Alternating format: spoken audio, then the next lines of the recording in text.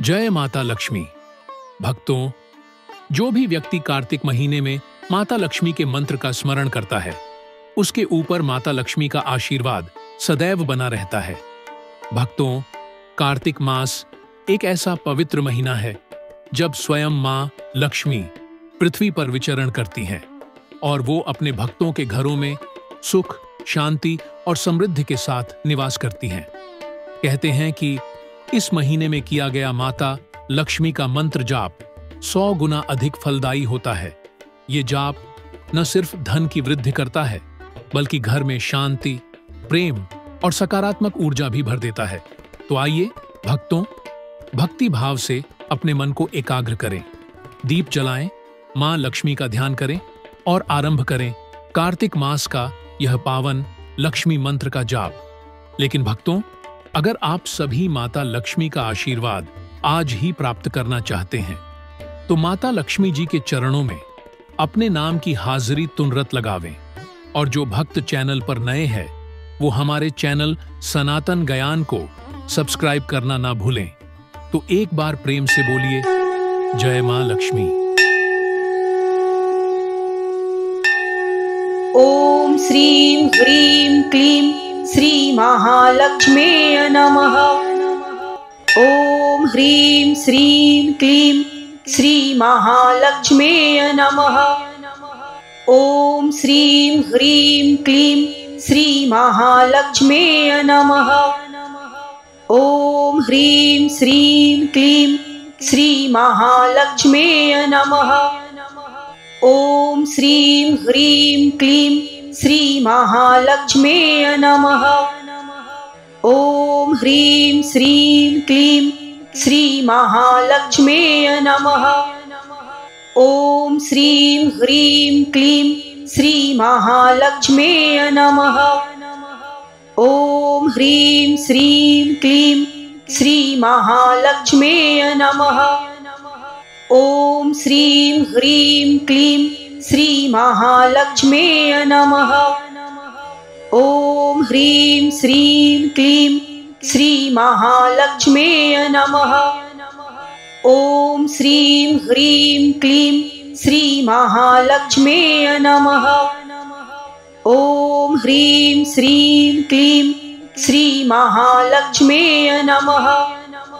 ओम श्रीं ह्रीं क्लीं श्री महालक्ष्म्यै नमः। ओम ह्रीं श्रीं क्लीं श्री महालक्ष्म्यै नमः। ओम श्रीं ह्रीं क्लीं श्री महालक्ष्म्यै नमः। ओम ह्रीं श्रीं क्लीं श्री महालक्ष्म्यै नमः। ओम श्रीं ह्रीं क्लीं श्री महालक्ष्म्यै नमः। ओम ह्रीं श्रीं क्लीं श्री महालक्ष्म्यै नमः। ओम श्रीं ह्रीं क्लीं श्री महालक्ष्म्यै नमः। ओम ह्रीं श्रीं क्लीं श्री महालक्ष्म्यै नमः। ओम श्रीं ह्रीं क्लीं श्री महालक्ष्म्यै नमः। ओम ह्रीं श्रीं क्लीं श्री महालक्ष्म्यै नमः। ओम श्रीं ह्रीं क्लीं श्री महालक्ष्म्यै नमः। ओम ह्रीं श्रीं क्लीं श्री महालक्ष्म्यै नमः। ओम श्रीं ह्रीं क्लीं श्री महालक्ष्म्यै नमः। ओम ह्रीं श्रीं क्लीं श्री महालक्ष्म्यै नमः। ओम श्रीं ह्रीं क्लीं श्री महालक्ष्म्यै नमः। ओम ह्रीं श्रीं क्लीं श्री महालक्ष्म्यै नमः। ओम श्रीं ह्रीं क्लीं श्री महालक्ष्म्यै नमः। ओम ह्रीं श्रीं क्लीं श्री महालक्ष्म्यै नमः। ओम श्रीं ह्रीं क्लीं श्री महालक्ष्म्यै नमः। ओम ह्रीं श्रीं क्लीं श्रीमहालक्ष्म्यै नमः। ॐ श्रीं ह्रीं क्लीं श्रीमहालक्ष्म्यै नमः। ॐ ह्रीं श्रीं क्लीं श्रीमहालक्ष्म्यै नमः। ॐ श्रीं ह्रीं क्लीं श्रीमहालक्ष्म्यै नमः। ॐ ह्रीं श्रीं क्लीं श्रीमहालक्ष्म्यै नमः। ॐ श्रीं ह्रीं क्लीं श्रीमहालक्ष्म्यै नमः। ॐ ह्रीं श्रीं क्लीं श्रीमहालक्ष्म्यै नमः। ॐ श्रीं ह्रीं क्लीं श्रीमहालक्ष्म्यै नमः। ॐ ह्रीं श्रीं क्लीं श्रीमहालक्ष्म्यै नमः। ॐ श्रीं ह्रीं क्लीं श्रीमहालक्ष्म्यै नमः। ॐ ह्रीं श्रीं क्लीं श्रीमहालक्ष्म्यै नमः। ॐ श्रीं ह्रीं क्लीं श्रीमहालक्ष्म्यै नमः। ॐ ह्रीं श्रीं क्लीं श्रीमहालक्ष्म्यै नमः। ॐ श्रीं ह्रीं क्लीं श्रीमहालक्ष्म्यै नमः। ॐ ह्रीं श्रीं क्लीं श्रीमहालक्ष्म्यै नमः। ॐ श्रीं ह्रीं क्लीं श्रीमहालक्ष्म्यै नमः। ॐ ह्रीं श्रीं क्लीं श्रीमहालक्ष्म्यै नमः। ॐ श्रीं ह्रीं क्लीं श्रीमहालक्ष्म्यै नमः। ॐ ह्रीं श्रीं क्लीं श्रीमहालक्ष्म्यै नमः। ॐ श्रीं ह्रीं क्लीं श्रीमहालक्ष्म्यै नमः। ॐ ह्रीं श्रीं क्लीं श्रीमहालक्ष्म्यै नमः। ॐ श्रीं ह्रीं क्लीं श्रीमहालक्ष्म्यै नमः। ॐ ह्रीं श्रीं क्लीं श्रीमहालक्ष्म्यै नमः। ॐ श्रीं ह्रीं क्लीं श्रीमहालक्ष्म्यै नमः। ॐ ह्रीं श्रीं क्लीं श्रीमहालक्ष्म्यै नमः। ॐ श्रीं ह्रीं क्लीं श्रीमहालक्ष्म्यै नमः। ॐ ह्रीं श्रीं क्लीं श्रीमहालक्ष्म्यै नमः। ॐ श्रीं ह्रीं क्लीं श्रीमहालक्ष्म्यै नमः। ॐ ह्रीं श्रीं क्लीं श्रीमहालक्ष्म्यै नमः। ॐ श्रीं ह्रीं क्लीं श्रीमहालक्ष्म्यै नमः। ॐ ह्रीं श्रीं क्लीं श्रीमहालक्ष्म्यै नमः। ॐ श्रीं ह्रीं क्लीं श्रीमहालक्ष्म्यै नमः। ॐ ह्रीं श्रीं क्लीं श्रीमहालक्ष्म्यै नमः। ॐ श्रीं ह्रीं क्लीं श्रीमहालक्ष्म्यै नमः। ॐ ह्रीं श्रीं क्लीं श्रीमहालक्ष्म्यै नमः। ॐ श्रीं ह्रीं क्लीं श्रीमहालक्ष्म्यै नमः। ॐ ह्रीं श्रीं क्लीं श्रीमहालक्ष्म्यै नमः। ॐ श्रीं ह्रीं क्लीं श्रीमहालक्ष्म्यै नमः। ॐ ह्रीं श्रीं क्लीं श्रीमहालक्ष्म्यै नमः। ॐ श्रीं ह्रीं क्लीं श्रीमहालक्ष्म्यै नमः। ॐ ह्रीं श्रीं क्लीं श्रीमहालक्ष्म्यै नमः। ॐ श्रीं ह्रीं क्लीं श्रीमहालक्ष्म्यै नमः। ॐ ह्रीं श्रीं क्लीं श्रीमहालक्ष्म्यै नमः।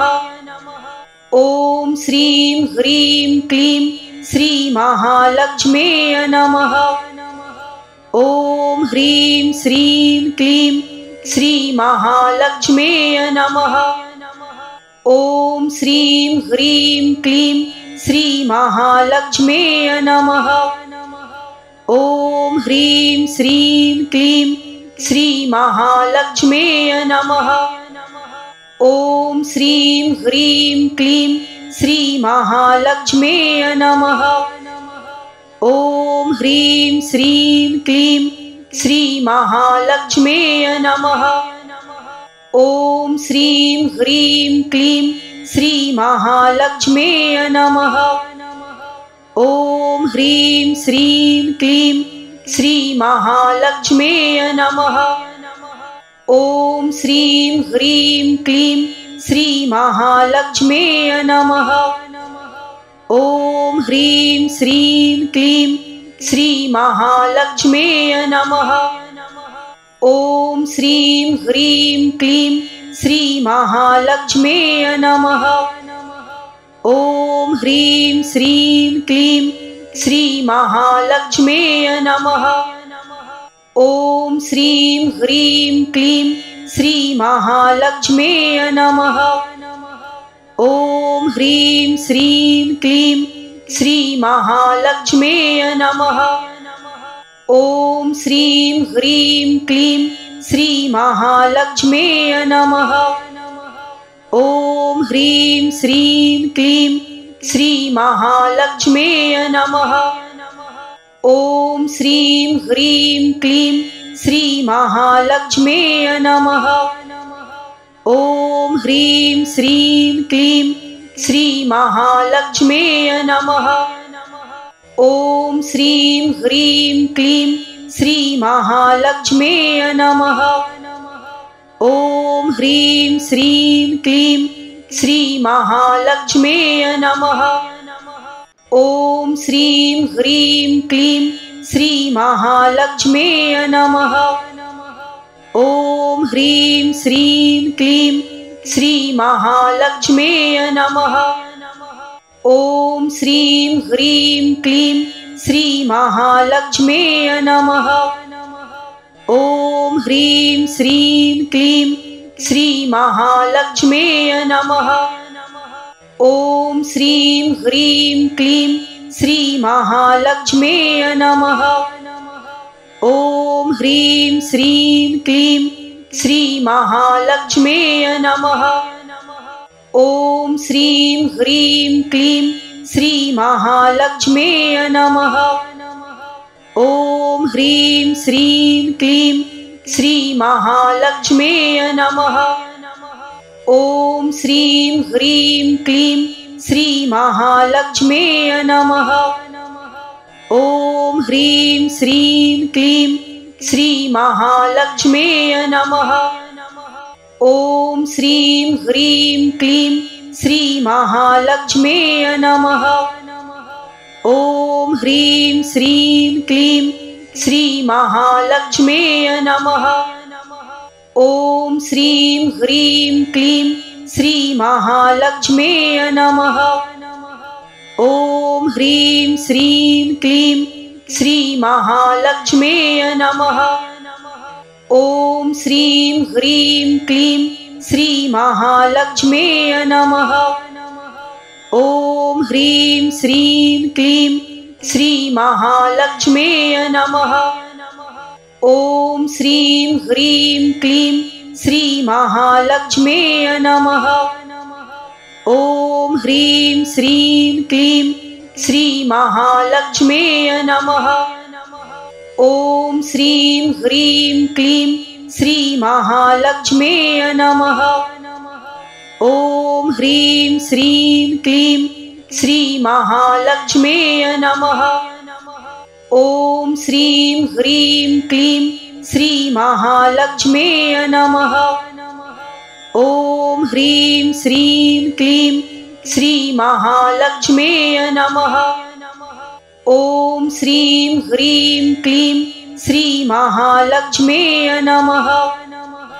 ॐ ह्रीं श्रीं क्लीं श्रीमहालक्ष्म्यै नमः। ॐ श्रीं ह्रीं क्लीं श्रीमहालक्ष्म्यै नमः। ॐ ह्रीं श्रीं क्लीं श्रीमहालक्ष्म्यै नमः।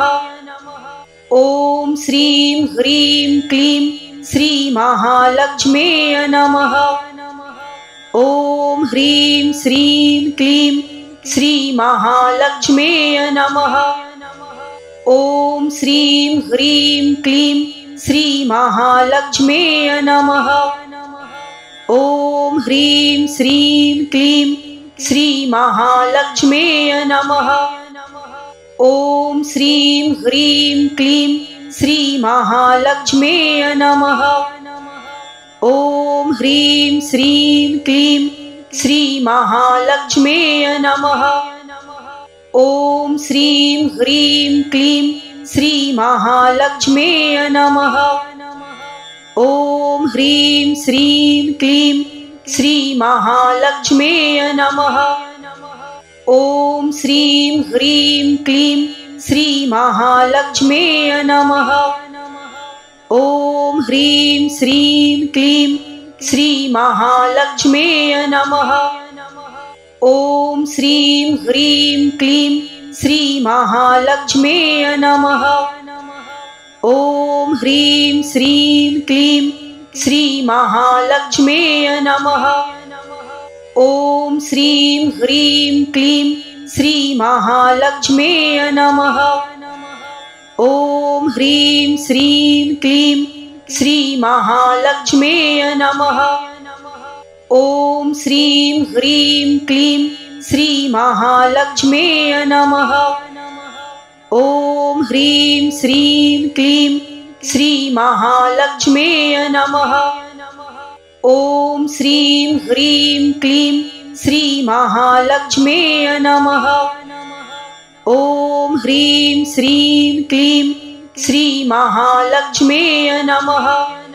ॐ श्रीं ह्रीं क्लीं श्रीमहालक्ष्म्यै नमः।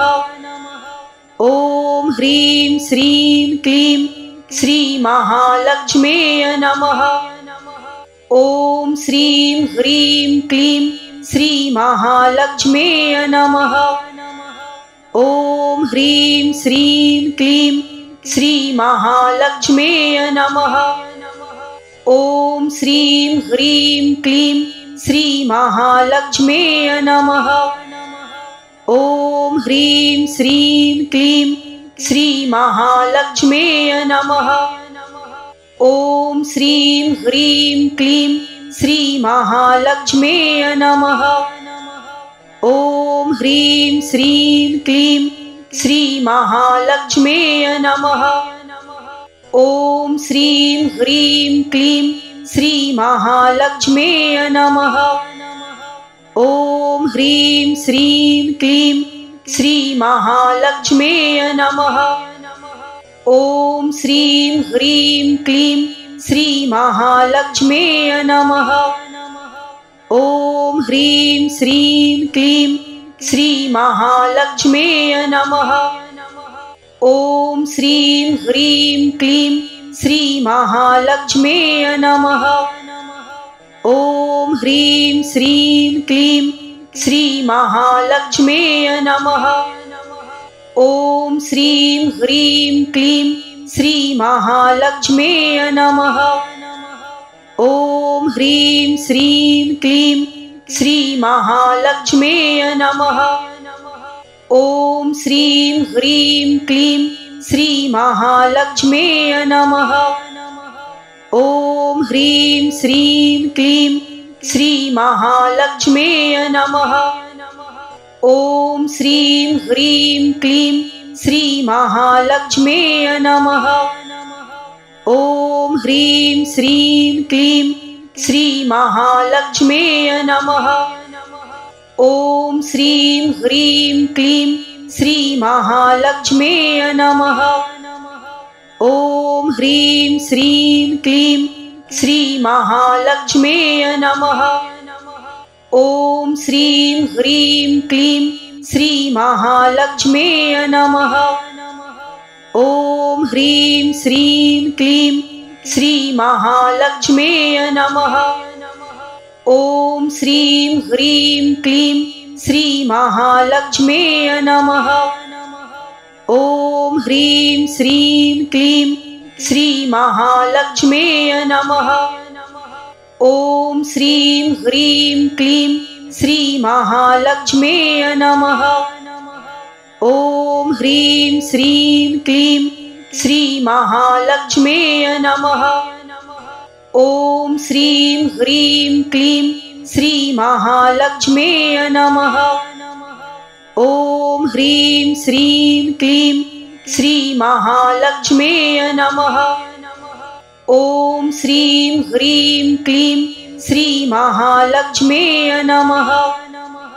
ॐ ह्रीं श्रीं क्लीं श्रीमहालक्ष्म्यै नमः।